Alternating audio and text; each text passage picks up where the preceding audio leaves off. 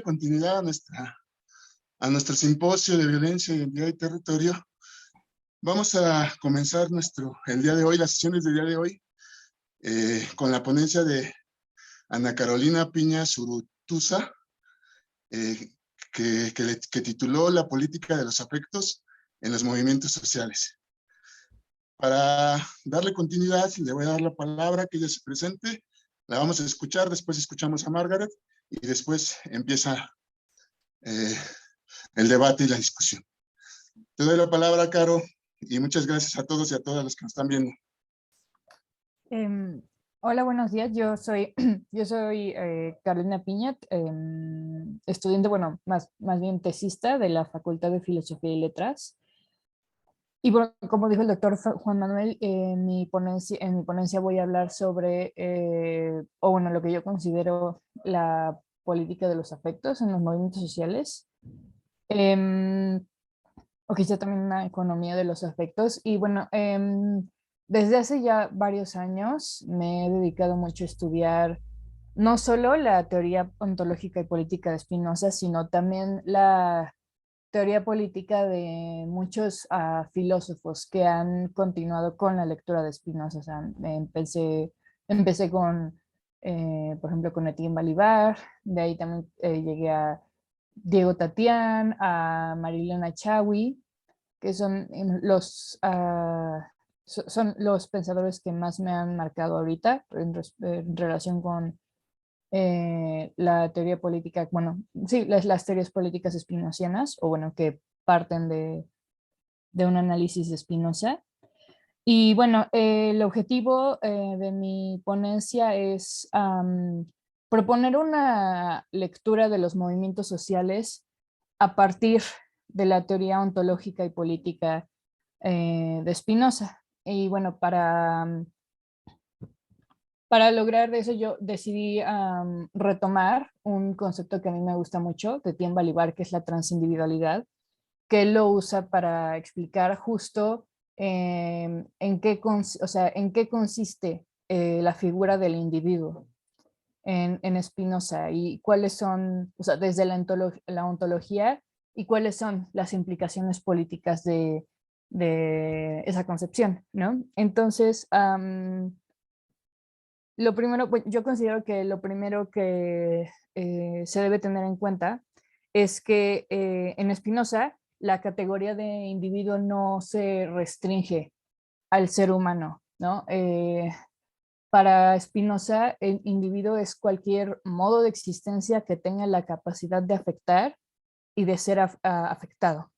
Entonces, eso puede abarcar desde personas, animales, incluso podríamos decir cosas, órganos, como voy a hablar más adelante. Entonces mi intención aquí es que pensemos los movimientos sociales como individuos, los movimientos sociales como individuos conformados de otros individuos, y que entonces pensemos en cuáles son las implicaciones de pensar a los movimientos sociales desde esa perspectiva, ¿no? Entonces, la transindividualidad consta de tres elementos, o bueno, se debe pensar de tres maneras. En primer lugar, como una concepción específica de la causalidad. En segundo lugar, como citando las palabras de Balibar, como una construcción de sucesivos órdenes de integración de individuos más simples dentro de individuos más complejos. Y finalmente, como una mediación entre la imaginación y la razón. Eso sí es específicamente de la psicología humana, ¿no? Entonces, al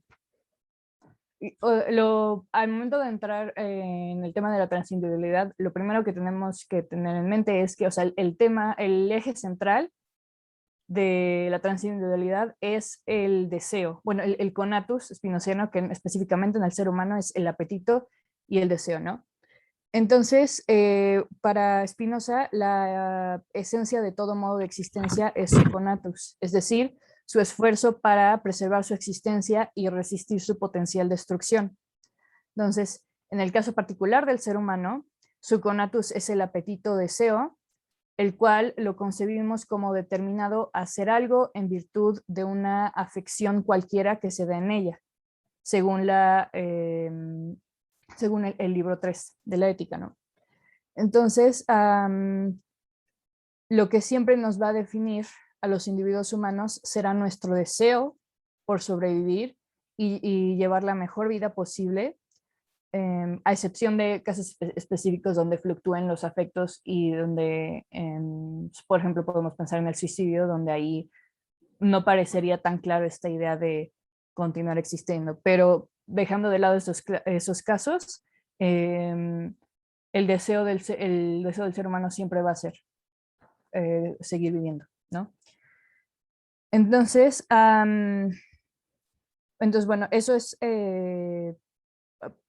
Spinoza no se queda ahí, sino que también nos dice que el deseo de cada individuo difiere del deseo de otro, tanto cuanto difiere la naturaleza o esencia del uno de la esencia del otro. O sea, esto quiere decir que sí es cierto que todos tenemos esta naturaleza común de desear, existir, desear seguir con nuestra vida, pero el deseo de cada quien va a ser específico de cada quien, no va a haber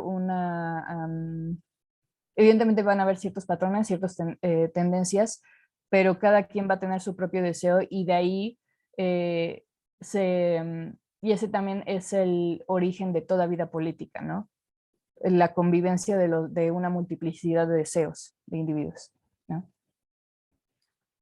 Entonces, bueno, regresando a la transindividualidad, el primer elemento, que es el del esquema de causalidad, es bastante simple, bueno, sencillo de explicar, que es que todo modo de existencia, cualquier ser que existe en el mundo, está inmerso en un sistema de causalidad y es tanto causa y efecto de otros modos, ¿no? Entonces, nosotros los seres, yo, Carolina, soy efecto de las acciones de otros seres humanos, pero también ya en cuestiones psicológicas también soy efecto de una multiplicidad de ideas, de una multiplicidad de afectos que me atraviesan no solo, o sea, históricamente, sino todos los días y en todo momento, ¿no?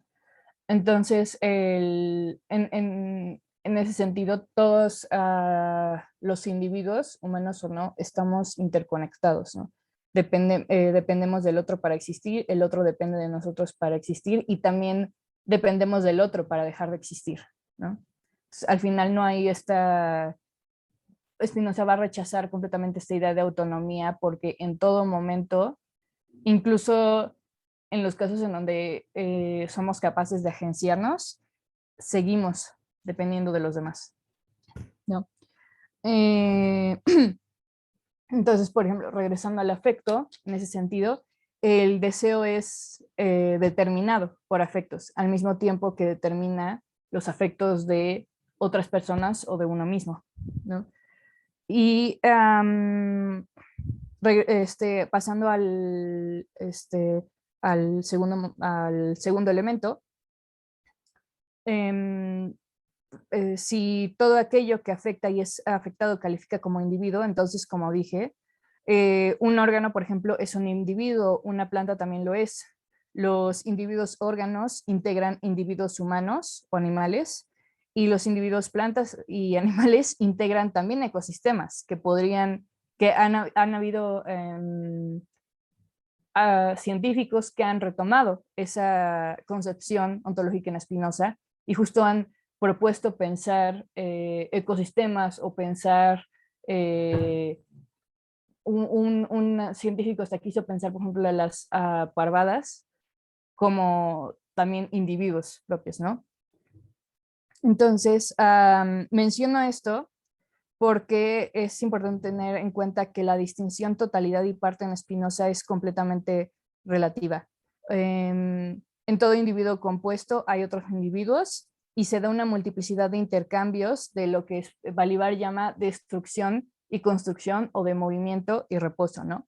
Entonces, el conatus de cada quien hará que en ocasiones construyamos algo con otros, pensando justo tanto en el beneficio personal como el beneficio colectivo, pero también en otras ocasiones va a provocar que nuestras acciones destruyan a otros o las acciones de otros nos destruyan a nosotros, ¿no? Es un movimiento constante o es una tensión constante, ¿no? Y, y también de ahí Balibar usa toda esta línea de argumentación para decir que ningún individuo es estable o estático, más bien está en un proceso de producción constante. Ahora, yéndonos al tercer elemento, que ya es específicamente del ser humano, está la mediación de la imaginación y la razón. Entonces, en tanto que estamos en un intercambio constante de afectos con otros modos, con otros individuos, especialmente los humanos, nosotros, hablando específicamente de la imaginación, a partir de esos intercambios, vamos a generar imágenes de los afectos que nos atraviesan a partir de dichos intercambios, ¿no? Entonces, aquí es importante considerar que en el caso del primer género de la imaginación, en Spinoza, el conocimiento que articulamos a partir de ahí es un conocimiento específicamente de los efectos. O sea, no conocemos en realidad las causas, no quiero usar la palabra reales, pero justo no tenemos ideas adecuadas de qué es aquello que nos determina. Conocemos los efectos que hay en nuestro cuerpo, conocemos los efectos que hay en nuestro estado de ánimo, y eso hace que confundamos en muchas ocasiones efectos o causas, pero es por eso que Spinoza dice que ahí hay un conocimiento incompleto, pero que en cierta forma en el ser humano es inevitable, porque solamente, incluso cuando usamos la razón, solamente vamos a conocer a partir de aquello que nos afecta directamente a nosotros, ¿no?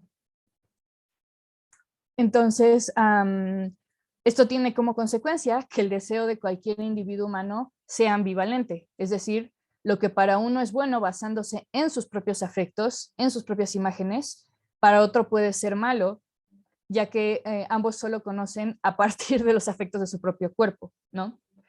Entonces, es una estructura relacional e interdependiente en la que constituimos una imagen de nosotros mismos a partir de los afectos que tienen efectos sobre nosotros y los efectos que tenemos sobre otros, ¿no? Entonces, es un proceso mimético e interdependiente que en ocasiones yo lo pienso y es un proceso sumamente violento y doloroso, o sea, incluso en el mejor de las situaciones. O sea, al final es un intercambio constante de esfuerzos por existir que aunque no lo queramos podemos acabar haciéndole daño al otro, ¿no? Entonces, citando a Etienne Balibar, nos identificamos a nosotros mismos con otros individuos porque percibimos una semejanza parcial y proyectamos nuestras propias afecciones sobre ellos. Entonces, así como también se dan situaciones en las que entramos en conflicto con los demás por nuestras propias imágenes, también es a partir de la imaginación que se empieza a articular la convivencia con el otro.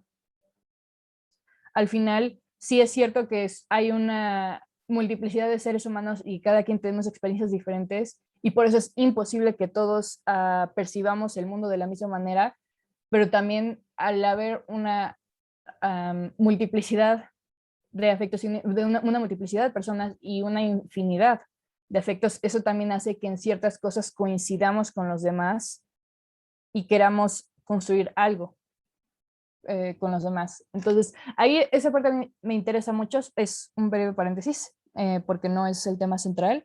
A partir de ahí, Spinoza se va a agarrar para criticar a esta tendencia de su tiempo de los modernos de pensar la política como una actividad racional, puramente racional. Spinoza va a decir que no, que la política no va a depender de la razón, porque el ser humano, uno, no siempre accede a la razón, y dos, porque los modernos están partiendo de una idea de la razón separada de la afectividad. Spinoza va a decir que no, que la afectividad está presente en todo momento y que la política es afectiva. Entonces, bueno, siguiendo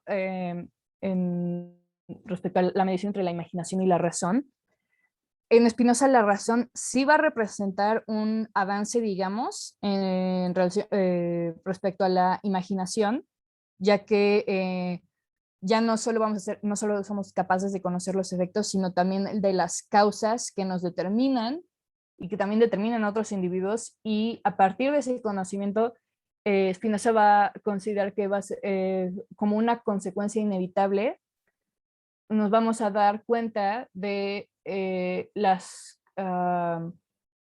estas nociones comunes, estas situaciones que nos unen a todos, y él va a pensar que inevitablemente a partir del conocimiento de las causas vamos a aspirar al bien común, porque nos vamos a dar cuenta que el bien común es también el bien personal, ¿no?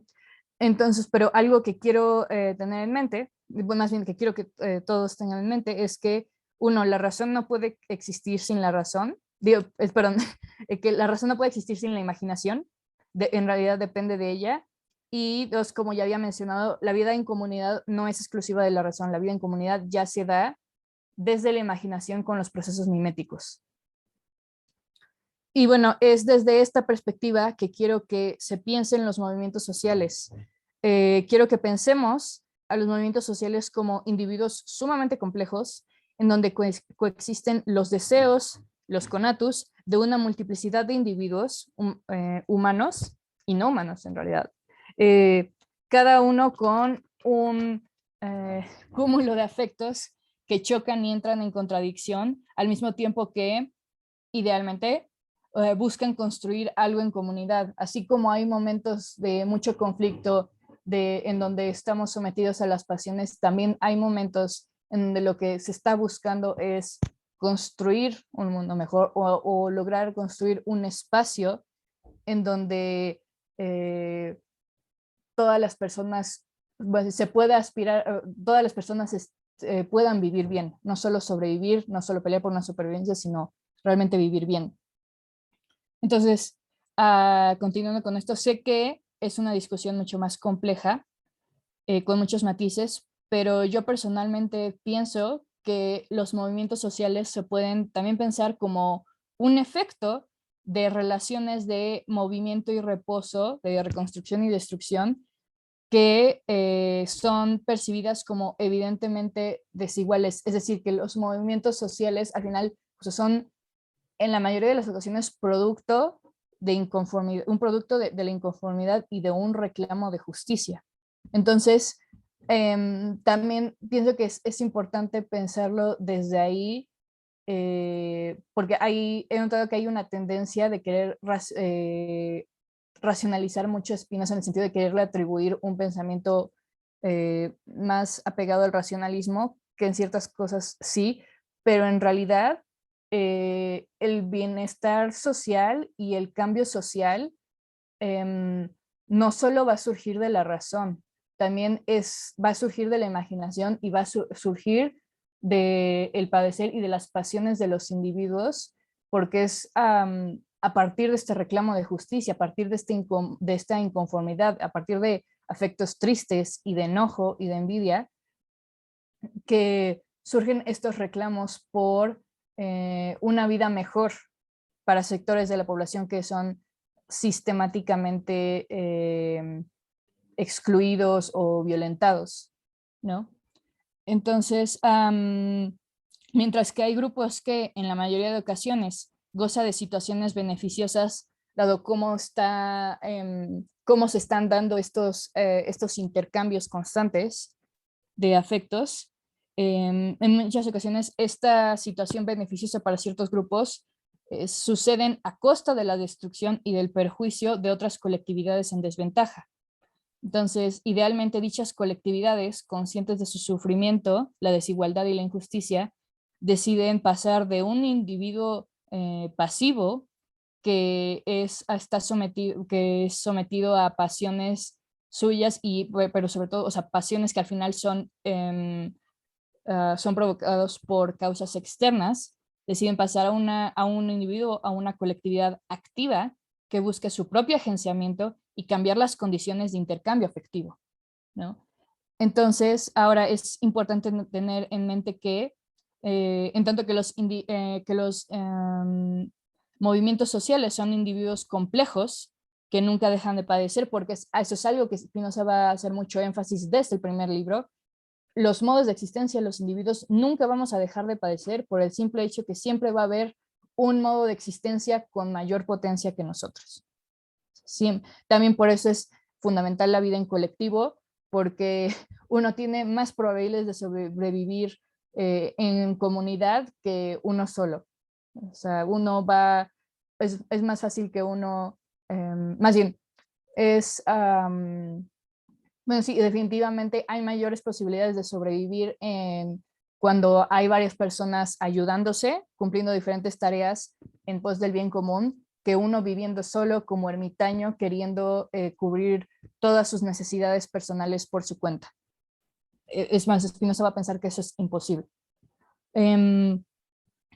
Entonces, ahora, bueno, justo, es importante tener en mente que, en tanto que los movimientos sociales son individuos complejos que nunca dejan de padecer, siempre va a existir el riesgo de sucumbir a las pasiones internas y externas. Eso no solo en los movimientos sociales, eso también va a pasar en el Estado, va a pasar en las familias, va a pasar incluso en nosotros mismos como personas, ¿no? Y bueno, en ese sentido es fundamental tener una mirada crítica a los movimientos, a cualquier movimiento social, a cualquier iniciativa social, independientemente de la legitimidad de su consigna. Pero al mismo tiempo, yo quiero pensar que mirar a los movimientos sociales desde esta perspectiva, quiero pensar que va a contribuir a pensarlos y criticarlos desde una empatía auténtica y no desde una supuesta superioridad moral o teórica, porque al final todos somos individuos, todos somos cuerpos que padecen y actúan, y todos tenemos al final el mismo derecho no solo a vivir, sino de tener una vida digna. Entonces, sé que tampoco se trata de idealizar los movimientos sociales, o sea, al final yo creo que cosas como el Ku Klux Klan o el ataque al Capitolio o los movimientos de ultraderecha son movimientos sociales y definitivamente no vamos a estar de acuerdo con ellos, pero la empatía que yo estoy proponiendo no va desde esta, como desde solamente una compasión de, sí, sí, hay que apoyarlos o hay que comprenderlos y estar de acuerdo con ellos. No, yo pienso que la empatía es justo ese momento en el que te das cuenta que así que que aunque eres externo a ese intercambio de afectos, también te asumes como alguien que padece, que también ha sentido enojos y al mismo tiempo también ha sentido esperanzas, y a partir de ahí poder observar los movimientos sociales desde siempre teniendo un objetivo de el mejoramiento mutuo o el apoyo mutuo. Ok. Entonces, ya, acabé, lo siento. Claro, claro. Perdón por interrumpirte en la digresión bastante interesante y que en realidad nos enseña mucho y eso me gusta, seguir aprendiendo y hablar de otra parte de la violencia que es fundamental, que tiene que ver con cómo contrarrestar el lugar de la violencia y el modo en el cual la violencia se ejerce, creo que también es fundamental en un simposio sobre violencia. No solamente concentrarnos en la crítica de la violencia, en entender la violencia, sino en comenzar a buscar salidas, ¿no? Dejamos las preguntas de Facebook y las preguntas que tengamos para terminando la ponencia que sigue, ¿no? Antes de continuar, pues bueno, a mí me da mucho gusto escuchar a Caro y también me da mucho gusto escuchar a Margaret Ruiz Franco, que será nuestra siguiente ponente, porque justamente, ahora del otro lado yo me convierto en una especie de aprendiz y aprendo de ellas todo lo que nos vienen a enseñar. Margaret Ruiz Franco se va a presentar ella y nos va a hablar de una ponencia titulada Adolescentes privadas de la libertad y la constitución de su identidad. Entonces le doy la palabra a Margaret, que ella se presente, que ella nos hable y después regresamos a la sesión de preguntas. Y Margaret. Muchas gracias, Juan Manuel. Qué gusto estar esta mañana con todas, todos, todes ustedes. Bueno, pues para empezar me gustaría presentarme. Mi nombre es Margaret Ruiz Franco, soy psicóloga social egresada de la UAM Iztapalapa, ya hace casi 10 años, un poquito más, y maestranda en pedagogía por la UNAM. ¿Qué hago? Bueno, además de estudiar como psicóloga social, pedagoga, pues me he involucrado en temas de género. Estudié en el CIEG un diplomado sobre sexualidades, masculinidades en el Simón de Beauvoir y un diplomado en criminología por la FES Zaragoza. ¿Qué me llevó toda esta formación? Y por eso la menciono esta mañana, pues a hacer llevar una reflexión un poco más diversa en un fenómeno súper complejo. Cuando hablamos de personas privadas de la libertad, de pronto pensamos en un actor, en una imagen, en un cuerpo masculino, masculinizado. Y cuando hablo de masculinidad, no quiero hablar de hombres, vamos a hablar de masculinidad como un referente, como un referente de significación y de comprensión del mundo. De pronto creemos que cuando hablamos de masculinidad, inmediatamente hablamos de varones, no necesariamente, y justo esta mañana hablar de adolescentes privadas de la libertad. Cuando yo digo voy a hablar de adolescentes en conflicto con la ley, parecía que el automático es pensar en varones. Las mujeres adolescentes, no solamente por una condición de mujeres, sino también por adolescentes, son invisibilizadas. Y esto es un fenómeno, por supuesto, histórico. Si tuviera en este momento que hablarles de cómo pensemos en la población penitenciaria. Aquí en la Ciudad de México, por lo menos hasta el año pasado, se hablaba de 25,324 personas en internamiento, de las cuales 1,342 eran mujeres. Hablamos de que más de 23,000 personas eran varones. Cuando hablamos de adolescencias, el tema se vuelve un poco más sensible. No sé si ustedes sepan, pero aquí en la Ciudad de México existen 4 centros de atención especializada, atendiendo más de 100 varones.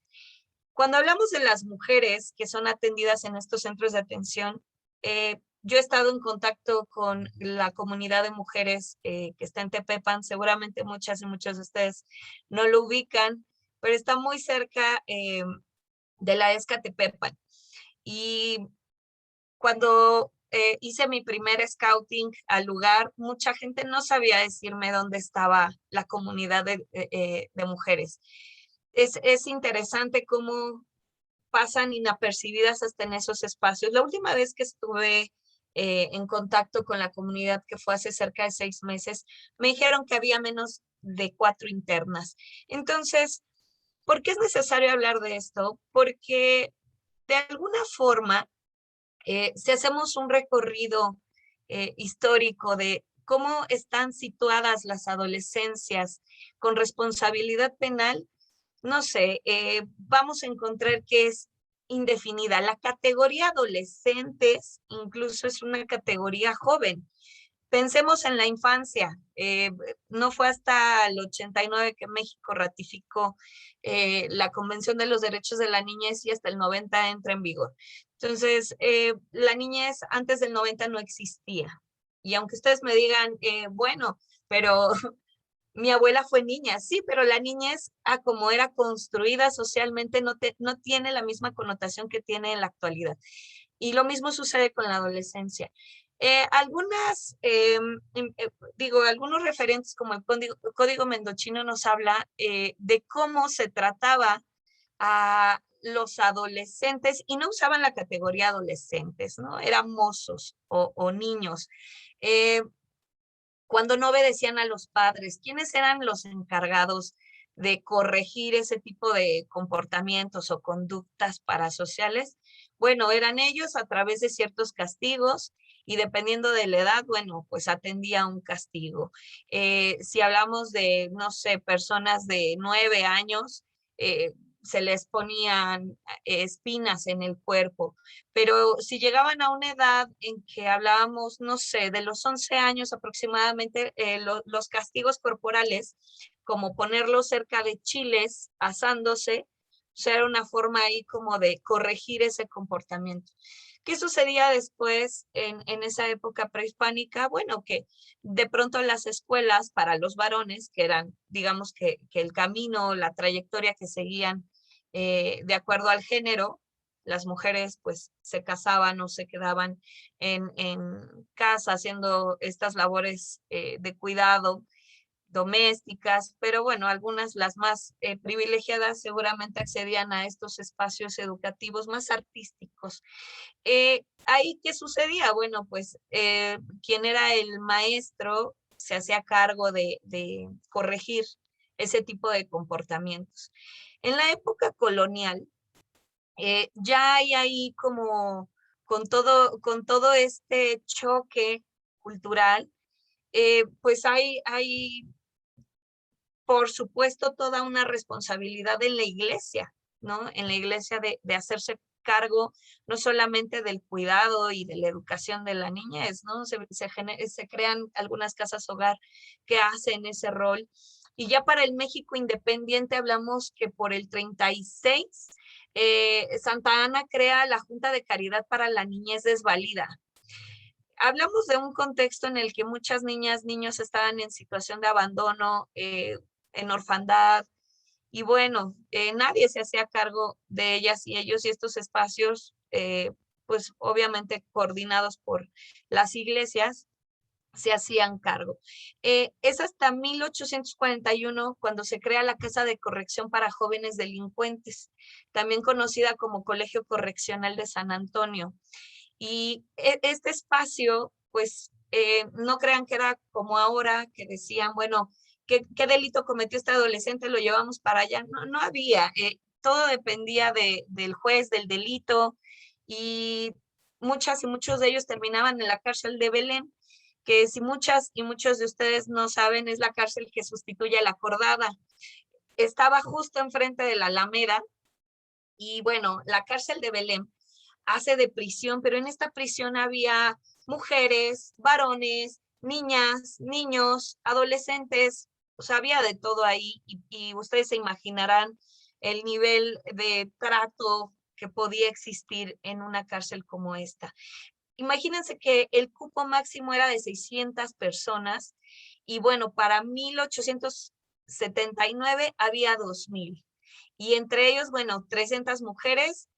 Yo creo que seguramente muchas de esas mujeres estaban haciendo crianza en estos espacios de reclusión. Eh, y es, digo, toda una historia ahí que todavía tenemos muy pendiente en la Ciudad de México, pero que todavía contamos con fotos y con algunas pues narrativas de ese contexto. Ya para 1912, para 1900, sí, después del Porfiriato, que muchas y muchos recordaremos que es en el Porfiriato donde se da este boom, de que está la Castañeda, ¿no? ¿Dónde metemos a la gente incomprendida? O es locura o es delito. Y entonces ahí tenemos la Castañeda, pero también el Palacio Negro de Lecumberri. Y en este espacio, en donde se promete una reinserción humana, parecía que los primeros años daba para pensar en ese contexto. Las casas, hogar y algunos conventos y algunos claustros empezaron a tener la función de eh, casas como de casa escuela para habilitar a chavas y chavos que están sí, acusadas o acusados con alguna responsabilidad penal. Se empieza a dar toda una reforma, ya más en términos penales, se empezaron a crear leyes en donde de entrada definir cuál es la edad en la que vamos a penalizar o vamos a dar una responsabilidad penal a las y los menores de edad. y se empieza a pensar en 15 años, 16 años. Hay todo un recorrido desde 1926 hasta 1991 que se crea la ley del Consejo para Menores.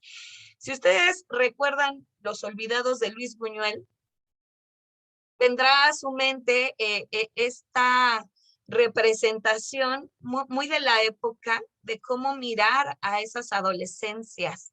Y en esas adolescencias no hay mujeres.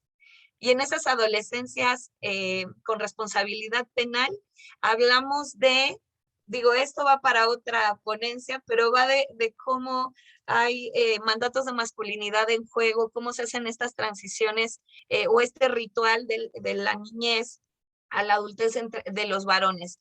Pero ese es otro tema. En este pensar que las mujeres, y vean las mujeres que salen en esa película, como objetos de deseo, como sujetos de deseo, y como es una, dijera Estela Serret, una figura alterna, periférica, no es central, no está centralizada.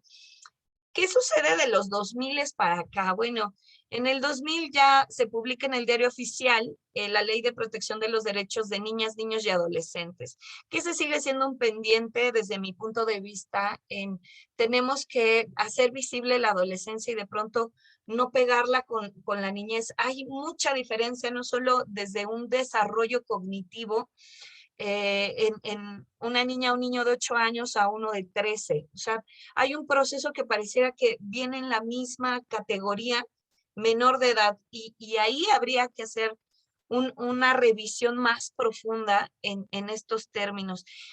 Ya para 2016 entra en vigor la Ley Nacional del Sistema Integral de Justicia Penal para Adolescentes. Pues seguramente muchos de ustedes tuvieron noticias de cuando dejaron de ser tribunales para menores o cuando les decían a los chavos, ¿no? La correccional, los corregendos. Deja de ser eso y se convierten en comunidades de tratamiento y entonces la gente decía, bueno, pero si siguen siendo los mismos, pero ahora son adolescentes en conflicto con la ley. Y a la gente de verdad que no le hacía mucho sentido porque incluso cambiar el nombre era ir erradicando toda una construcción social que estigmatizaba a estas adolescencias. ¿Qué sucede después? Que hacer visibles estas adolescencias también tenía que ver con hacer visible que hay prejuicios, hay estereotipos y hay estigma sobre estas adolescencias. Y cuando hablamos de estas adolescencias, reviso bibliografía, reviso trabajos incluso de cortometrajes. Yo misma al lugar que pude acceder con más facilidad fue a la comunidad de tratamiento para adolescentes en conflicto con la ley de varones en San Fernando y en algunas asociaciones civiles que trabajaban con estas adolescencias. Y la verdad es que las mujeres o la identidad de las mujeres sufrió una transformación muy distinta. ¿En dónde la pueden ustedes reflexionar? Pensemos en toda esta construcción social y los referentes culturales que tenemos.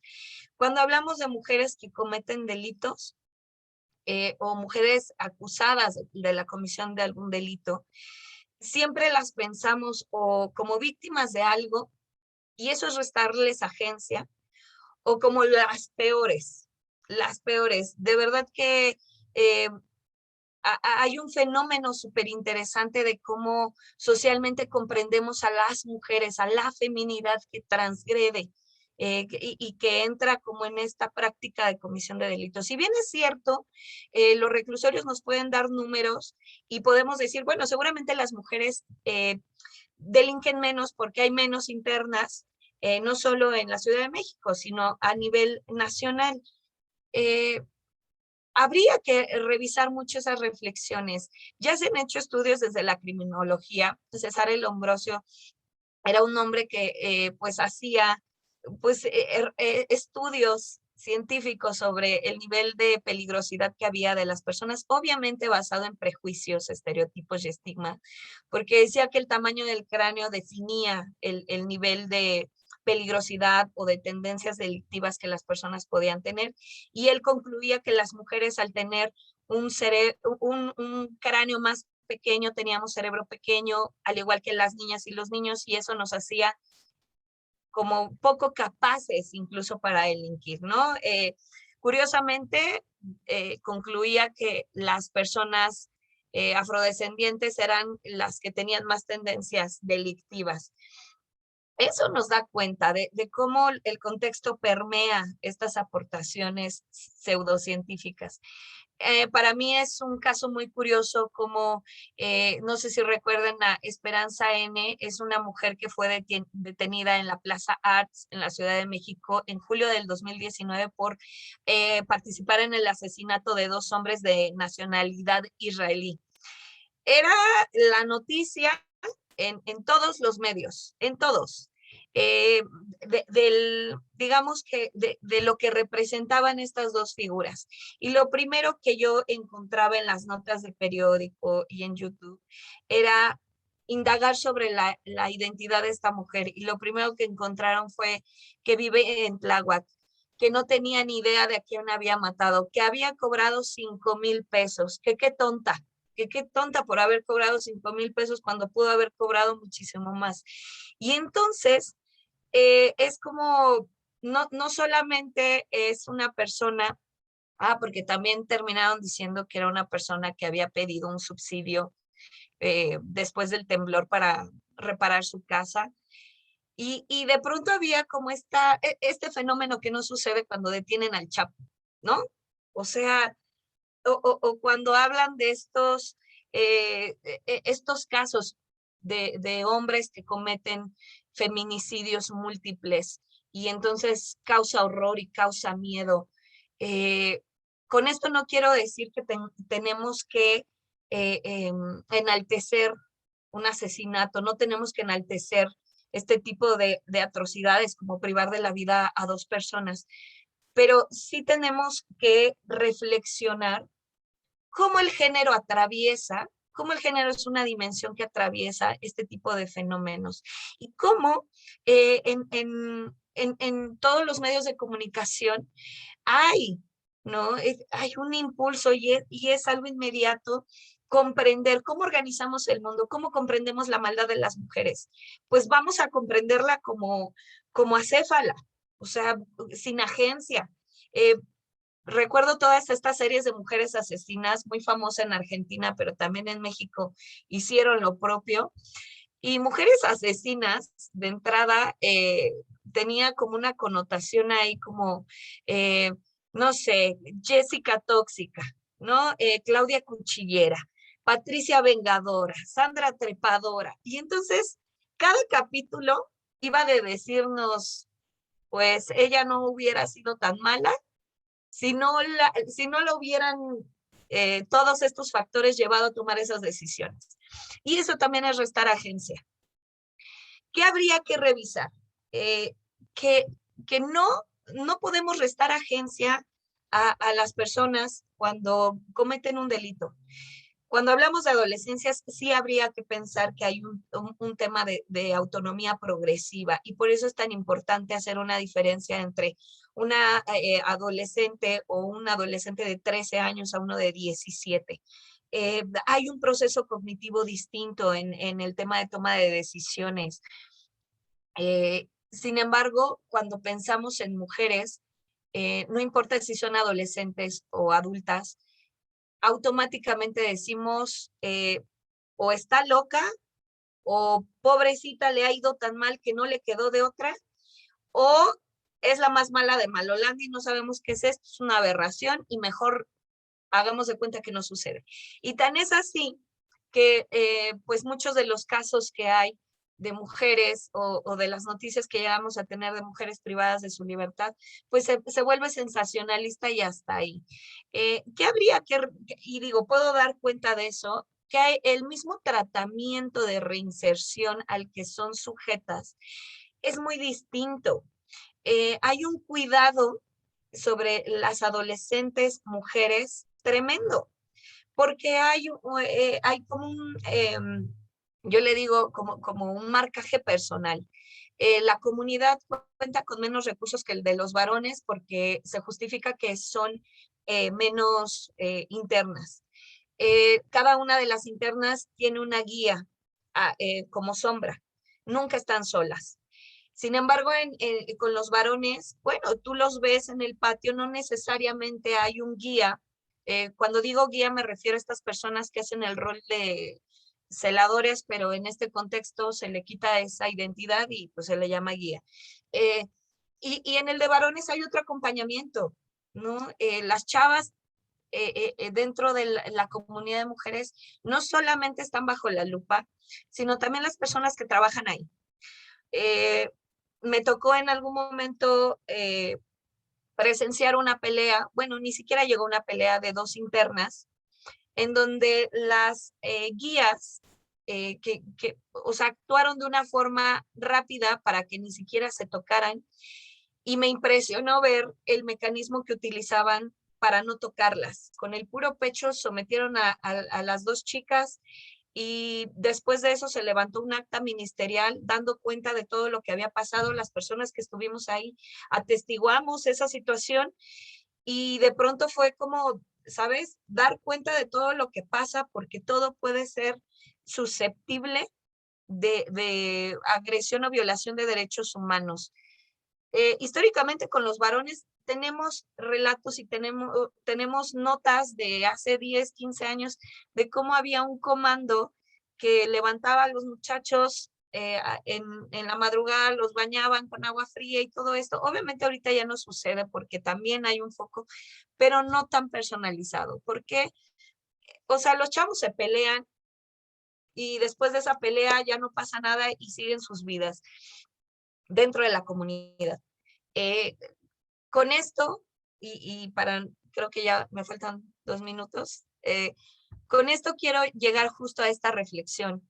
¿Qué sucede cuando las mujeres, sobre todo adolescentes, comprenden estos esquemas de relación, de cuando somos socializadas como mujeres, cuando son los varones socializados como varones, los mandatos de masculinidad, los mandatos de feminidad, y cómo esta dualidad, dijera Michelle Maffesoli, esto entre lo bueno y lo pagano, cómo los varones obtienen dividendos del uso de la violencia, de la transgresión, y de pronto para muchas mujeres esto se vuelve una posibilidad de empoderamiento, una posibilidad de resistencia. Pienso que la reflexión tendría que ser esa, ¿no? Cómo desde un lugar de agencia y pensando en la capacidad de elegir de estas adolescentes, se vuelve una posibilidad asaltar, participar en secuestros y también en privar de la vida a otras personas. Ahí habría que hacer una revisión de cómo estos dos esquemas entre la masculinidad y la feminidad están en juego. ¿Qué se pone en juego? Pues algo llamado libertad, ¿no? Sin embargo, cuando hablemos de adolescentes privadas de la libertad, también hagamos una revisión profunda de cómo hay otras categorías que lo atraviesan. Si revisan las estadísticas del sistema penitenciario, muchos de ellos nos dicen que las trayectorias educativas no rebasan la secundaria, que muchas y muchos de ellos viven o vivían en zonas pues reconocidas con altos índices de delincuencia. Si nos quedamos con los números, pensaríamos que la gente pobre y la gente de ciertas zonas y la gente que no estudió es la gente que comete delitos y estaríamos cayendo en un error. Si bien es cierto, en este país se castiga la pobreza, la ignorancia y la falta de redes sociales dentro de estos espacios, también habría que revisar que hay muchas personas que teniendo capital económico, trayectoria educativa, vínculos, pueden cometer delitos y nunca van a pisar ni un ministerio público. Entonces, eso también habría que revisar, que las personas privadas de la libertad, sí, yo no estoy diciendo que la cárcel esté llena de inocentes, aunque muchas y muchos de los procesos que están abiertos, pues no tienen muchas veces pues sí, las pruebas para tener a alguien ahí, con esto de los juicios orales, bueno, se ha cambiado muchísimo. Y de pronto revisar el perfil de la población que tenemos en internación, pues nos podemos dar cuenta que se castiga en México. Hablando de adolescentes, hay un proyecto de reinserción que considera eso, ¿no? Que considera extender o motivar que las chavas y los chavos terminen ay, 10 minutos, ok, que terminen, concluyan sus estudios, que se habiliten en algún taller. Y muchas veces esos talleres, las chavas y los chavos lo dicen, o sea, ¿de qué me sirve estudiar en un taller de teatro si yo no voy a salir de aquí, por muy bueno que sea y descubra mi vocación y me digan dónde aprendiste a actuar en una comunidad de tratamiento? O de pronto pensar que para muchas y muchos de ellos aprender serigrafía pues no les va a resultar una forma de sostener la vida afuera y que no van a cambiar de contexto. Y muchas de estas adolescencias tienen una relación con el contexto penitenciario desde la infancia. Incluso hay adolescentes que hacen visitas a sus madres o a sus familias en reclusorios adultos de Santa Marta o pues de Tepepan. Pensar en esto, pensar en cómo estas adolescencias, más allá de restar, como les decía, no es restar agencia, pero sí revisar cuáles son las posibilidades que tienen. De pronto para muchas y muchos de nosotros es muy fácil decir, pues que estudien y trabajen como todas y todos. Pensemos en que no todas y todos tenemos las mismas oportunidades, que seguramente hay cosas que desde esa adolescencia no es leída como todas las adolescencias. Ese es otro tema. Pensamos la adolescencia como chavas y chavos que acceden a la tecnología, que están, no sé, bailando reggaetón y las adolescencias son diversas, son muy diversas no solo en todo el país, sino también en la Ciudad de México. Muchos de estos adolescentes ni siquiera viven una etapa de adolescencia, que digamos, ay, la rebeldía, se encierra en el cuarto y le contesta a la mamá. Muchas y muchos de ellos hacen de proveedoras y proveedores desde muy tempranas edades.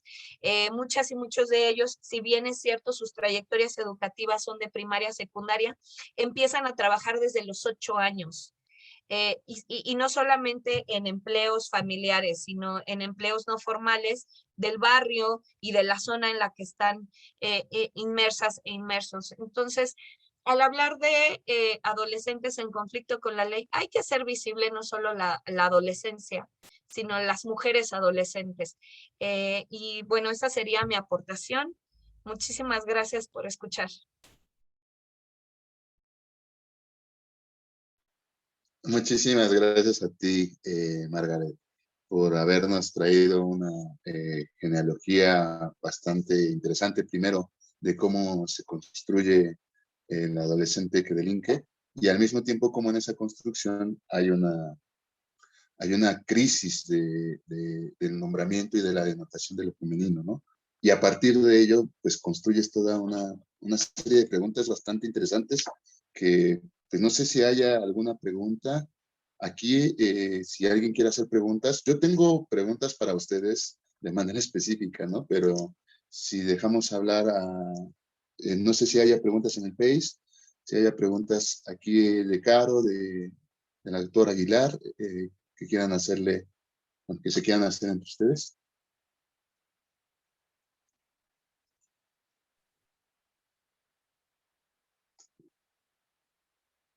Ok. Creo que Caro quiere preguntar algo, Margaret. Me equivoqué Caro de Claudia. sección. No, sí estaba alzando la mano. Es que primero puse Okay. el aplauso cuando en realidad quería poner la manita. Primero quería darte las gracias, Margaret. Me gustó muchísimo tu ponencia y justo ahorita me quedé pensando en lo que decías en que en la sociedad hay esta percepción súper, digamos, muy polarizada o extrema de ver a la persona que está, especialmente a los adolescentes y a las mujeres que están en un reclusorio, o está la perspectiva de restarles toda agencia y decir, oh, pobrecitos, es que no podían por sus condiciones, a culparlos, a responsabilizarlos de cosas que quizás no corresponden. Ah, bueno, pudieron haber estudiado o oh, son las peores personas. Y justo me quedé pensando en justo cómo uno puede, no me gusta usar el término justo medio, pero sí justo como uno de afuera tiene la responsabilidad de ver las cosas desde una manera más crítica, justo, o sea, al final encontrar este punto de sí es cierto que como personas tenemos agenciamiento, pero también es cierto que las condiciones varían mucho. Entonces, no sé, recuerdo mucho cómo decías de, hablando de series como Mujeres Asesinas, de que te manejan esta narrativa de es que si no hubiera vivido estas condiciones o si no hubiera sido determinada actuar de esta manera por X, Z y qué razón, no hubiera pasado esto. Y es como de, pues sí, pero eso mismo se puede decir de cualquier persona. Incluso pensándolo un poquito desde Spinoza, o sea, todos estamos determinados. O sea, al final, si lo que estamos buscando es ayudar a estas personas a la reinserción o ayudar en las condiciones de cualquier persona, entonces no sirve de nada ni a nosotros ni a la persona que supuestamente queremos ayudar de restarles a gente y decir, es que pobrecitos, eso tampoco sirve. O sea, justo lo importante es pensar justo cómo está esta relación entre el agenciamiento y las condiciones, que es algo sumamente complejo. Y también se me hizo muy interesante pensar en cómo entran en juego tantas imágenes y tantos sesgos sociales de cómo se perciben las personas que cometen en un delito y que están en un reclusorio o no, porque justo también, como mencionas, está,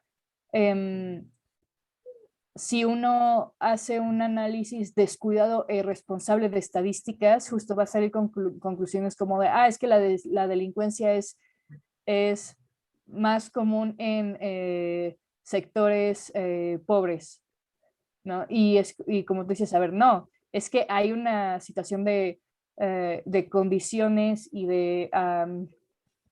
ahí sí, de posibilidades de agenciamiento completamente diferentes, ¿no? Entonces sí se me hizo muy interesante ver cómo pensar, cómo ser críticos con nosotros mismos y tener en mente todo el tiempo de cuáles son las imágenes que se juegan en nuestra mente a la hora de pensar en ese tipo de situaciones, a la hora de querernos relacionar con las personas, ¿no? No sé si tiene sentido lo que digo, pero eso fue lo que a mí me hizo pensar, todo lo que nos platicaste. Muchas Ok. gracias, Caro. Sí, pues yo creo que le das al punto, es humanicemos este tipo de conductas o comportamientos, o sea, es humano. Y si no revisamos qué es humano, más allá de decir si es bueno o malo, humanizarlo. De pronto parecía que es algo ajeno. Eso no me sucedió. O cuando yo fui adolescente nunca cometí ninguna conducta parasocial.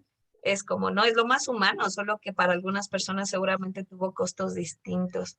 A mí también me gustaría preguntarte algo, pero creo que Mariflor preguntó primero. Sí, claro. Aquí la doctora Aguilar dice que no puede abrir su audio, pero ya hizo alguna pregunta. La leo y bueno, la pregunta es, además de felicitarlas a las dos, quiero preguntarle a Carolina si no detecta fuertes relaciones entre Spinoza y las teorías freudianas del yo ideal y el ideal del yo. Eh, yo sí pienso eso.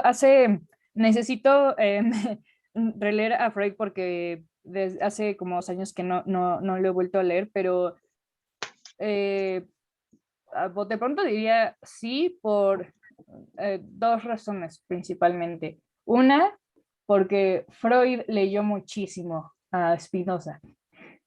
Entonces, de hecho, cuando yo empecé a leer a Freud, muchas de las cosas que leí en él inmediatamente las relacionaba con, con la teoría de Spinoza sobre el comportamiento humano.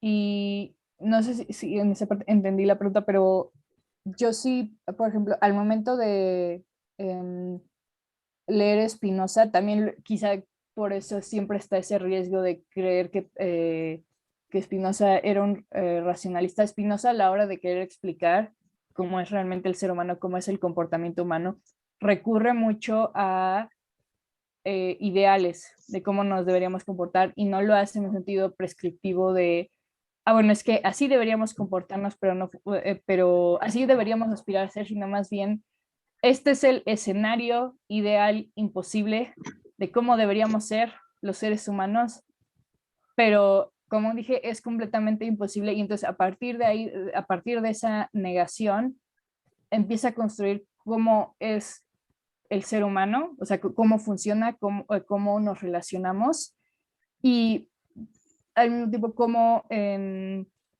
mismo tiempo cómo nos relacionamos, cómo en nuestro deseo está yo lo veo como un objetivo inalcanzable de cómo realmente queremos que sean nuestras condiciones de vida. O sea, al final, justo como somos individuos que estamos en un proceso constante, es porque estamos en falta. Entonces, creo que aquí estoy dando un poquito de vueltas, pero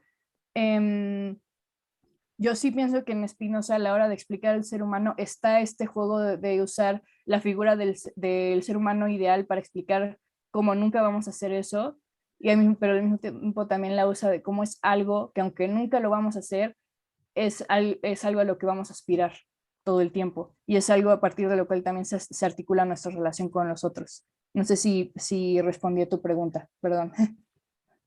Ok, ok, ok. Aquí, aquí creo que, bueno, yo tengo algunas preguntas, incluso hay una relacionada justamente con lo que habla la doctora Aguilar, y que justamente más adelante Laclau utiliza justamente para tratar de entender el populismo a través de la lógica de los afectos, ¿no? Y él habla de la catexia diferencial como el elemento constitutivo de la organización de los afectos en una dimensión política social, ¿no? De los movimientos incluso. Y él apela a que esa catexia, es decir, ese lugar donde se diferencia la política del afecto positivo y el afecto triste, digámoslo en términos spinozianos, pues siempre tendrá a la figura del líder como un ser capaz de movilizar y determinar el camino de los afectos que tendrá esa política, ¿no? Ese movimiento, esa concentración de afectos de individuos que se ha convertido en movimiento, ¿no? La pregunta, pues, directa es justamente en esta política de los afectos que estás tratando de ordenar, pues, ¿qué hay de líder? La figura del líder desaparece. ¿Cómo se puede pensar un movimiento que sea capaz de direccionar en afectos positivos su camino? O eso es imposible, porque si no hay esa catexia diferencial, entonces el movimiento no puede caminar. Si solamente se trata de pasiones que están en disputa y no hay algo que permita determinar el lugar positivo, el lugar negativo, pues entonces estamos hablando de una masa irracional que no tiene ninguna operación política con una finalidad, y eso no son los movimientos. Entonces yo preguntaría más bien qué pasa con esa diferenciación, ¿no? Eso por la parte de Caro, que quisiera como ahí a nutrir, ¿no? Por la parte de Margaret, bueno, aquí hay una pregunta para Margaret, ¿no? Bueno, ahorita si quieren les doy paso, formulo mis preguntas y ahorita ya platicamos, ¿no? Karen Contreras en el Facebook pregunta leo la pregunta, ¿no? Entonces podemos decir que a la mujer se le considera como un individuo que debería ser tranquilo y cualquier conducta es fuera de esa normalidad. Cualquier conducta fuera de esa normalidad es irrelevante. Es lo que entendí. Eso lo pregunta Karen Contreras, ¿no? Siguiendo con la idea de Karen, a mí me gustó mucho la forma inversa de trabajar la cuestión de la posición masculina y la cuestión de cómo el mandato patriarcal produce violencia. Una posición inversa porque me parece bastante sugerente y atractiva. ¿Por qué digo posición inversa? lo que hace un poco Rita Segato en sus análisis sobre el mandato a la violación de la masculinidad es trabajar con el sexo masculino y cómo adopta la posición masculina y a través de ese mandato de la masculinidad construye la violencia. Pareciera ser que aquí se tejen varios problemas en lo que tú estás diciendo y que me parecen muy interesantes. El primero es que tiene que ver con, en esta genealogía breve que hiciste de cómo se constituye la cárcel o el centro de adaptación, no sabía yo el nombre adecuado, tú muy bien marcaste que en la historia, hasta hace poco, la mujer comienza a tener un nombre. Y en esa historia y en ese no tener nombre, pareciera ser que lo que enunciabas es que la mujer tampoco tiene derecho a delinquir, porque la violencia y el delinquir es una cuestión que tiene que ver con el mandato a la masculinidad. Y lo hacías empático, ¿no? Pareciera ser que cuando la mujer delinque adopta una posición masculina. Y al adoptar una posición masculina, pues justamente entra en el trazado de la política o de la violencia del patriarcado. Lo interesante es lo que empieza a preguntar. Cuando se empieza a generar eso, entonces la mujer no es libre de agencia, sino siempre está en relación constante con la masculinidad. Y entonces se vuelve víctima del patriarcado. Esa es la respuesta que daría Rita. Ese es como, yo creo que lo que Rita quiere decir. Y yo creo que en poner a los hombres, pues como que trataría de victimizarlos, ¿no? Lo que Rita quiere decir es esto, ¿no? Que las posiciones masculinas no las tienen ni las mujeres ni los hombres, sino que las tiene cualquier sexo y puede generar violencia. Pero a mí lo que me escandaliza y lo que me causa un poco de inquietud es, pero entonces la posición femenina es impoluta, es libre de cualquier violencia, o habría que, y que creo que por allá vas, o habría que formular cómo la violencia puede producirse sin necesariamente tener una posición masculina. Y eso creo que es lo que yo quisiera preguntar, ¿hasta dónde poder llegar pensando que la feminidad o la posición femenina es impoluta, es libre de toda violencia, o realmente preguntarnos cómo comenzar a formular la manera en la cual ciertas posiciones femeninas trabajan o operan en la violencia, ¿no? Entonces, esas dos preguntas y la de Karen son las que pues les restan a ustedes. No sé quién quiera empezar y cómo sería la Yo un poco para seguir el hilo de la aportación de Karen y la tuya. Efectivamente, hay mandatos de feminidad con los que fuimos criadas y criados, fuimos leídas, leídos y representadas y representados. La pasividad es un rol que nos toca a las mujeres desde lo social, desde lo colectivo. Pensemos en esta alteridad que Estela Serret nos habla. La centralidad es lo masculino, la masculinidad, la feminidad, lo pasivo. Es una forma de ordenar el universo.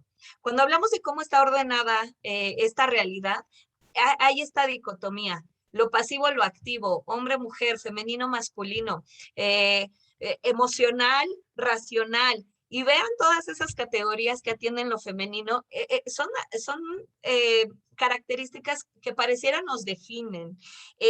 Cuando hablamos de mandatos de masculinidad, habría también que hablar de la masculinidad hegemónica, porque también hay cosas que a las masculinidades las pueden feminizar.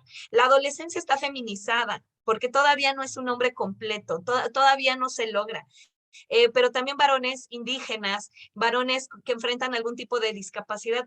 Pareciera que todo eso feminiza, la pobreza feminiza. Cuando hablamos de una masculinidad hegemónica, nos vamos a dar cuenta que son muy pocos los varones que pueden acceder a performarla. ¿Qué tendría que ser? Pues un hombre sano, un hombre blanco, privilegiado, con gran capital, por supuesto, económico, capital cultural. Y entonces, ¿cuántos varones pueden acceder a esa masculinidad hegemónica? La cosa es que los varones se matan y mueren intentando alcanzar esa masculinidad hegemónica, esa reafirmación de potencia. A nosotras, pues, nos cuestan otras cosas. Y en esta reflexión que haces, Juanma, es justo revisar eso, los usos de la violencia y el impacto. Las mujeres no usamos la violencia para reafirmarnos. O sea, cuando decimos sí, hombres y mujeres tenemos esa posibilidad de ejercer violencia porque vivimos en un contexto que nos socializa para reproducirla y para relacionarnos a través de ese esquema. Con esto no quiero decir que tenemos derecho a ser violentas. Con esto quiero decir somos seres humanos capaces de reproducirla. Cuando vemos cuáles son los usos que le damos, cuando hablamos del impacto que tiene esa violencia y también cuando hablamos de qué nos ponemos en juego, vamos a darnos cuenta que todavía hay una distancia más grande con el uso de la violencia por parte de los varones. Los varones se reafirman. Todo el tiempo están reafirmando su masculinidad y su virilidad y su potencia. Lo hacen hasta en la forma más común. Tú les dices, ¿cuántas cervezas te echas? Y siempre se va a echar una más que el otro. Y va a manejar mejor borracho. Y él tiene más, o sea, siempre hay ese mandato que están todo el tiempo atendiendo. Me ha pasado como incluso de ¿cuántas horas te haces de aquí a Oaxaca?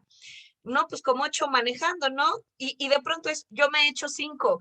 Y o sea, todo el tiempo está reafirmándote. Y las mujeres con este mandato de feminidad somos pasivas.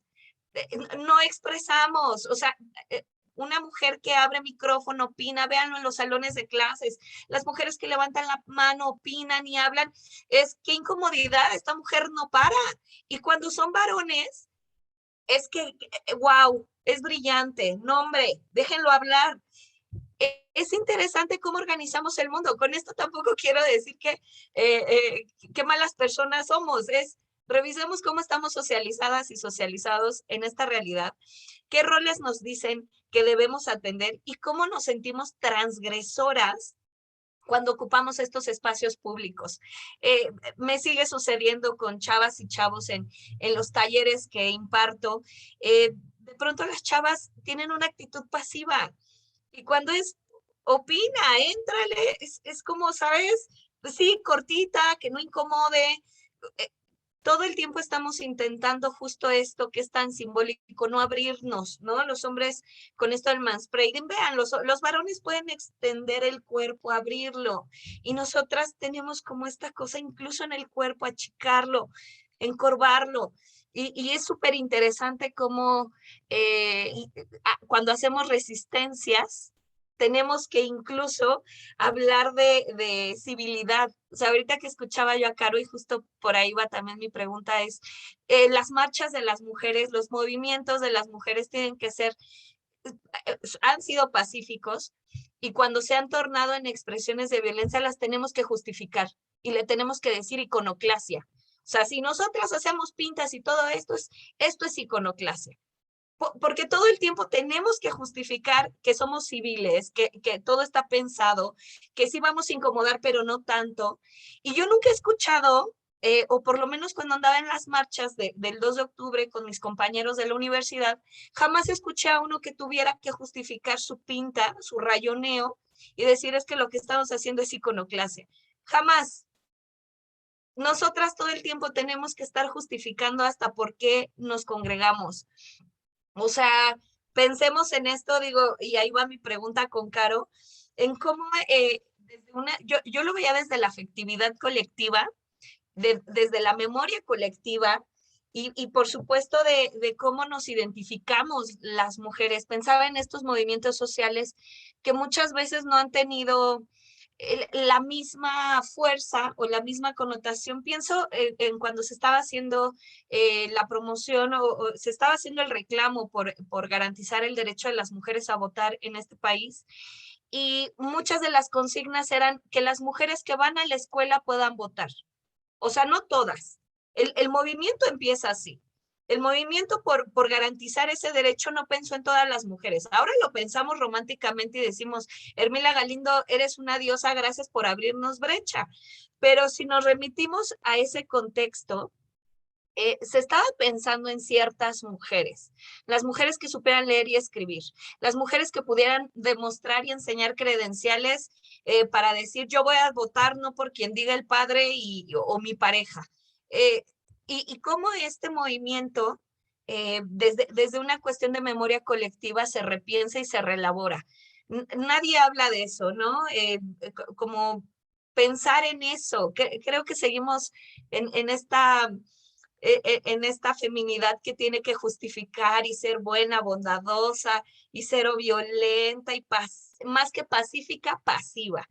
Y eso es algo bien interesante, por lo menos en el movimiento feminista, que las mujeres que hacen resistencias violentas tienen que justificar esa violencia y si no ser víctimas como de todo un escarnio público, ¿no? De ese comportamiento, incluso por parte de las mismas mujeres que formamos parte del movimiento y decimos, no era así, ¿no? No era así. Entonces, también es no reconocer que somos diversas, que hay tantos feminismos como mujeres, pero eso me pone a reflexionar, Caro, sobre si estos feminismos son tan diversos, hablando del feminismo decolonial, feminismo negro, y pensar en todas estas diversidades, cómo de pronto una identidad colectiva se puede hacer posible. Es cuanto. Muchas gracias, Margaret. Bueno, Caro ahorita va a dar las preguntas. Nada más abro la otra pregunta. Karen Contreras pregunta si puede inconscientemente la mujer decidir no actuar ante la violencia por seguir una normalidad o estereotipo. Es decir, que la masculinidad se va enseñando generación en generación, no siempre el hombre. Estoy leyendo, ¿eh? Continúa una conducta si no la aprende y cambia su forma de pensar. La pregunta básica es, ¿puede inconscientemente la mujer decidir no actuar, creo yo, ante la violencia por seguir una normalidad o estereotipo? Y bueno, si quieres la vas pensando, Karen está muy interesada. Y Caro, pues, si quieres dar la respuesta a Margaret. Sí, bueno, las puse como en orden, primero conforme me las hicieron, entonces primero voy a contestar la tuya, Juana. Yo definitivamente sí creo que, o sea, en cualquier movimiento social justo la idea es que haya esta canalización de afectos positivos y de actos para cumplir el objetivo. De hecho, nunca fue mi intención, y me disculpo si eso pareció, nunca fue mi intención presentar los movimientos sociales simplemente como una conglomeración de diferentes individuos y que cada quien por su lado, no, o sea, por supuesto que no. O sea, o sea, al final los movimientos sociales, incluso salidos de la inconformidad o del enojo, al final es justo este momento en el que individuos que tienen similitudes, que tienen objetivos parecidos, se unen, se apoyan entre ellos, piensan no solo en su bien personal, sino en el bien de todos para, para obtener eso que están buscando. Entonces, si para nada pienso que sean solamente una masa acéfala de afectos y de deseos, no, para nada. Lo que sí dije es, lo que yo sí pienso es que en tanto que somos humanos, sí se puede correr ese riesgo. O sea, nos pasa a todos que tenemos un objetivo claro, pero al final, al ser seres humanos que padecemos, podemos al final podemos al final perder ese ideal que inicialmente teníamos o tergiversarlo y convertirlo en algo que no era lo que queríamos inicialmente. O sea, sí está ay, perdón, espérame tantito. Eh,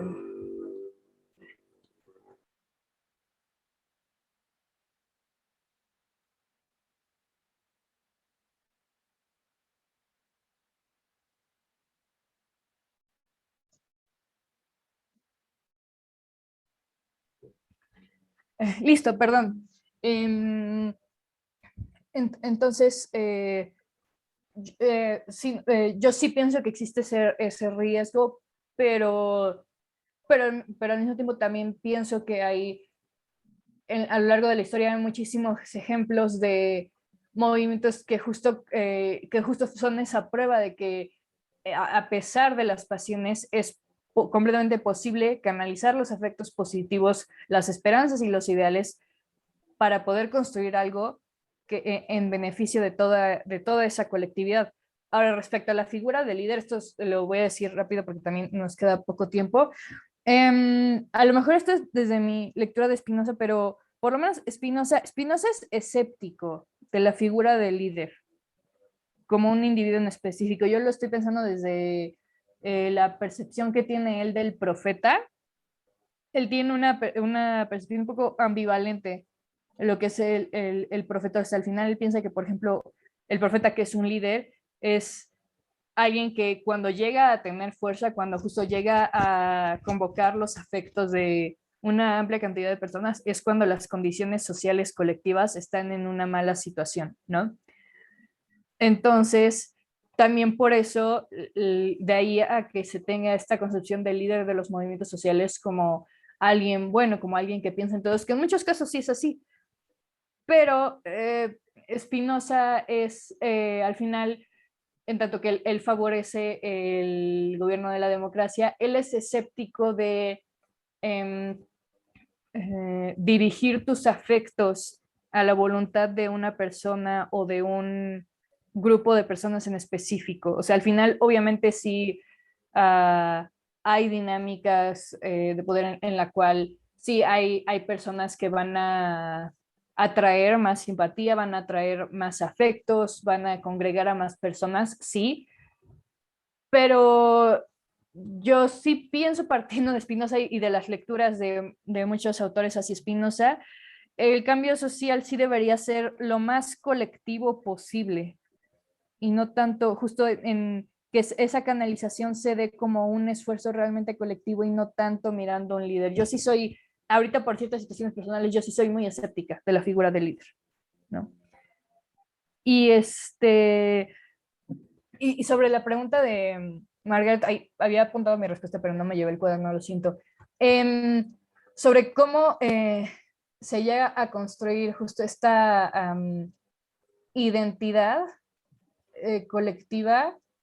Incluso yo ahorita todavía no me queda claro, pero por ejemplo, cuando mencionabas del el movimiento de darle a las mujeres el derecho a votar y que tú dijiste como ahorita ya se pinta como o sí, un movimiento donde se pedía que todas las mujeres tuvieran derecho a votar y entonces tú mencionas, pero es que inicialmente no, lo que se decía es que las que mujeres que podían votar eran las que tenían una educación, ¿no? Entonces eso también me hizo pensar, estoy regresando a esta idea de tampoco se trata de romantizar los movimientos sociales, que como justo está partiendo desde un espacio afectivo que no siempre considera todas las posibilidades, también es muy posible que en tu deseo por mejorar las condiciones de vida tuyas y de otras personas que son similares a ti, es muy posible que vayas a ignorar a otros colectivos que también están sufriendo las mismas violencias que tú, pero que al final tú no te das cuenta porque no estás atravesado por esos mismos afectos o porque no te importa. Es más, yo creo que, en retrospectiva, yo creo que es relativamente, o sea, yo creo que es reciente como esta consigna de muchos movimientos sociales que ahorita están justo, sí están reclamando una justicia para un colectivo en específico, pero pensándolo desde, sí reclamamos justicia para nosotros, pero es porque queremos una comunidad justa para todos. Yo creo que es algo reciente. Yo creo que hasta hace 40 años todavía había estas tensiones, todavía había estos problemas, o incluso ahorita todavía hay estas tensiones de reclamar justicia, pero ignorando a otras personas que son atravesadas por la misma violencia, ¿no? Y yo lo he observado mucho justo desde los feminismos. Algo que a mí me gusta mucho es que hay muchísimos tipos de feminismos e incluso también, no solo desde el feminismo se piensa esta crítica del género, de cómo se articulan las relaciones entre hombres, mujeres y personas disidentes, pero a mí desafortunadamente sí me ha tocado observar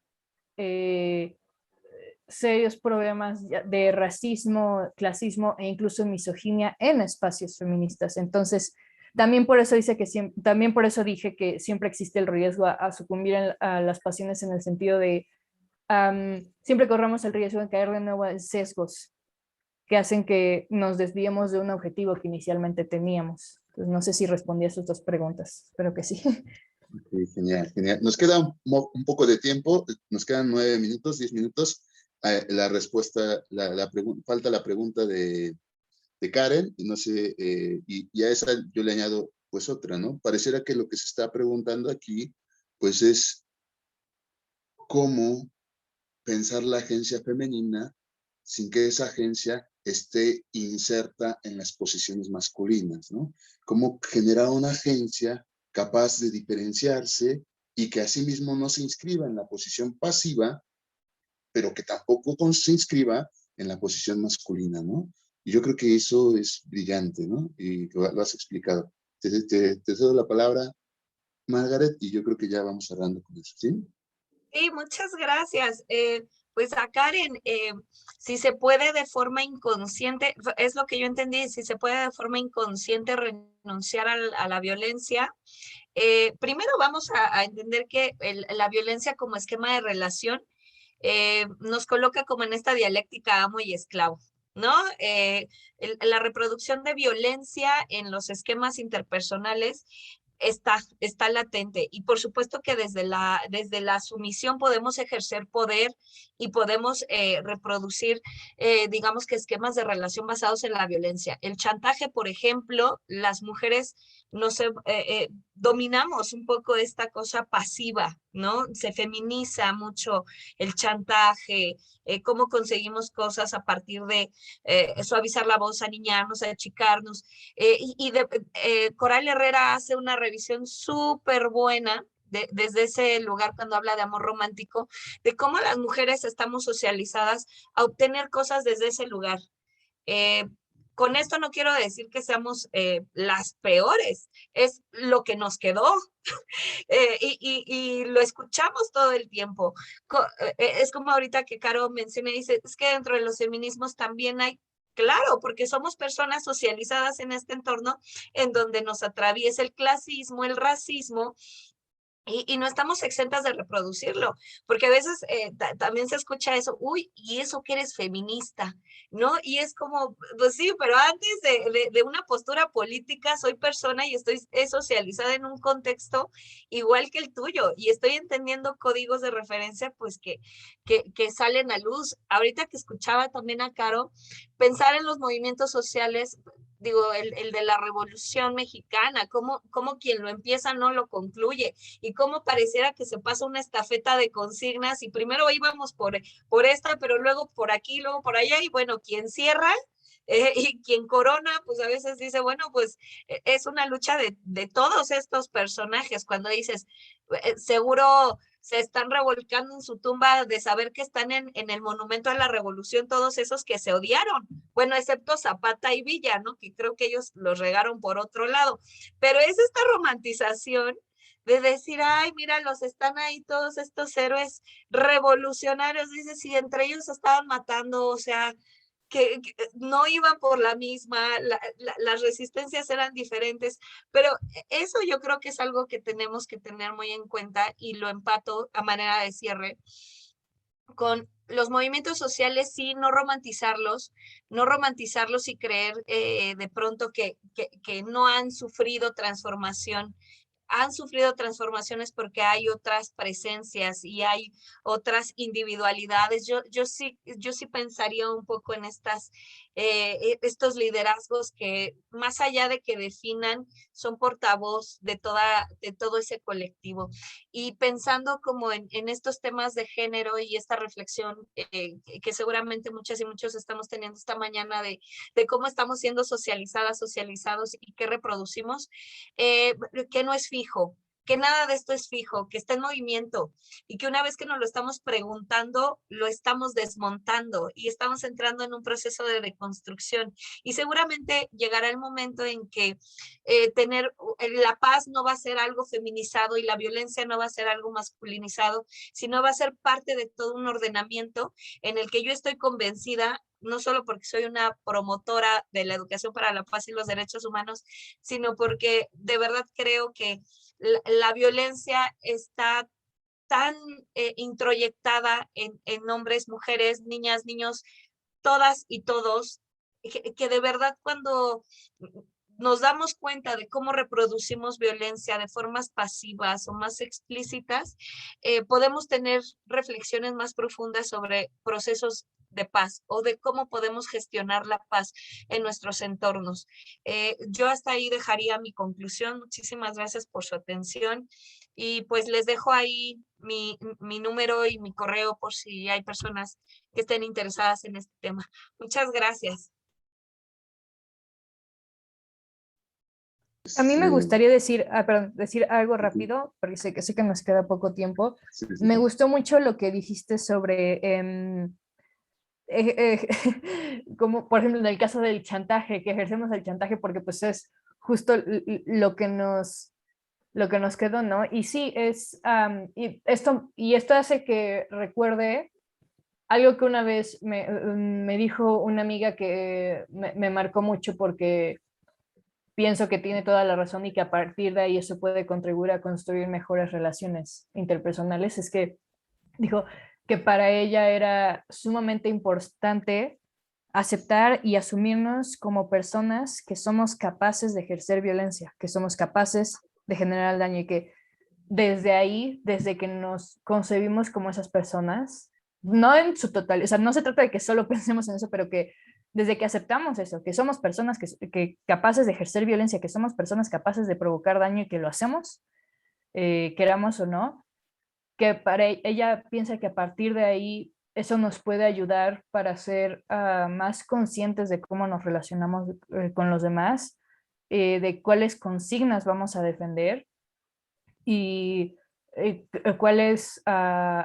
en cuáles actos vamos a participar. O sea, justo al final, regresando a esta parte de no romantizar los movimientos, no, tenemos que recordar que todos, en tanto que todos estamos inmersos en estos ciclos de violencia, somos capaces de ejercerlas. Y justo aquí el chiste no es reemplazar, no es girar la rueda, citando Juego de Tronos, no es girar la rueda, no es que ahora haya alguien más imponiendo la violencia, sino es querer romper con esta lógica, o sea, querer traer una lógica diferente, ¿no? Que no repita los mismos errores, ¿no? bueno, muchas gracias, Caro. Muchas gracias, Margaret. A mí no me queda más que agradecerles infinitamente por todo su conocimiento, por todo el aprendizaje que he obtenido. Espero también los que nos estén viendo participen de la misma idea. Yo también los invito y las invito a ustedes y también a los que nos estén viendo a nuestra última mesa. Bueno, es nuestra última y penúltima, porque es la última mesa preparada como agenda, pero no es la última porque nos cambiaron el horario. Los invito, las invito y muchas gracias, Margaret, muchas gracias, Caro, por nutrir este simposio. Hasta pronto, chicos, chicas, nos vemos. Muchísimas gracias a todos. Muchas gracias.